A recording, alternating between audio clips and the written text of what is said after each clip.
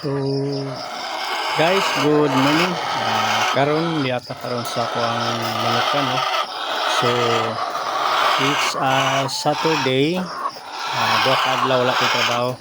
Saturday o Sunday. So Lunes, Monday to Friday trabaho ta. Sunday to Saturday to Sunday naata diri sa tong manukan mag-atiman kita.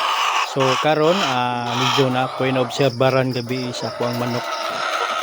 Medyo bisip kong siya, no? Kanya ako na lang siyang gilain so, para dili pod mahawaan ang uban.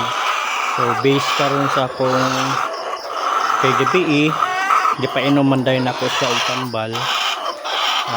Medyo na okay na siya karon, pero ako lang siya sa gilain, wala ko na sa gisagol siya mga kauban kay basin niya matakdan ko ng uban. Kaya morning siya, medyo okay na ning kaon na siya. So observe lang kita sa atong mga manok, no? Para iwas pod silang masakit og katong uban nga matakdan pod. Basta nalagi manok nga nasakit niya, ato gidayon i-isolate para ang ubang manok dili pod matakdan ko. So actually is wala pa jud ko ingon nga kamo na ako'y kagalingon pangatangkal. So karon ang buhaton is magbuhat pa ko og tangkal nga para bulag ba sa baga parang hospital pod nila ba ilain pod sila. So ang problema lang kay si papa na to wa kay kaalalay is nakauman kaman siya sa syudad. So karon kita ray maghimo sa tangkal sa manok. 5 minutes later. So far ang ubang manok na to is okay raman, wala man siya ingon nga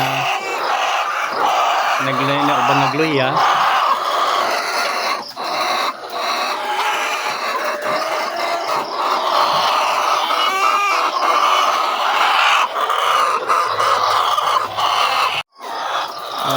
Karon so nagpakaon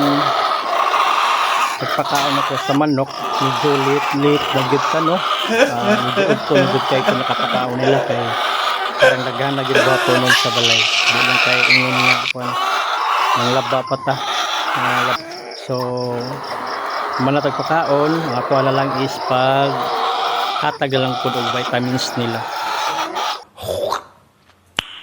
Nice. So early in the morning, so nanatay na itlog, no? Time check 7:10. So imagine na 7:10 na nakoy upat.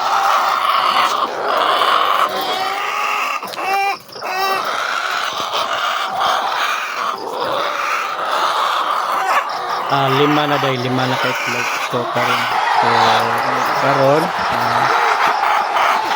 ang baton is mangimpit ka silang hugaw and then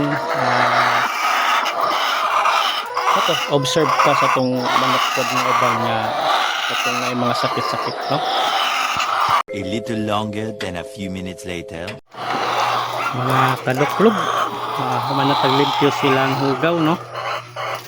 So ato na po push ibutang na po sa may lungagan kaya nagbangag ba dito sa kong papa. Dawa limpyo na po ako ang area sa mga. So wala na po na siya ibaho. So every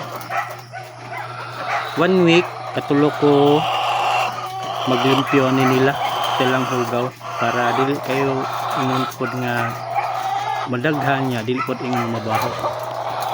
Okay,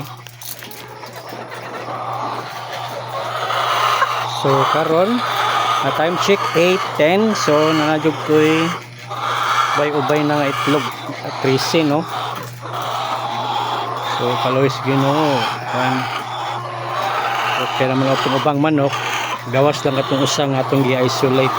So di pa natin sa isagol sa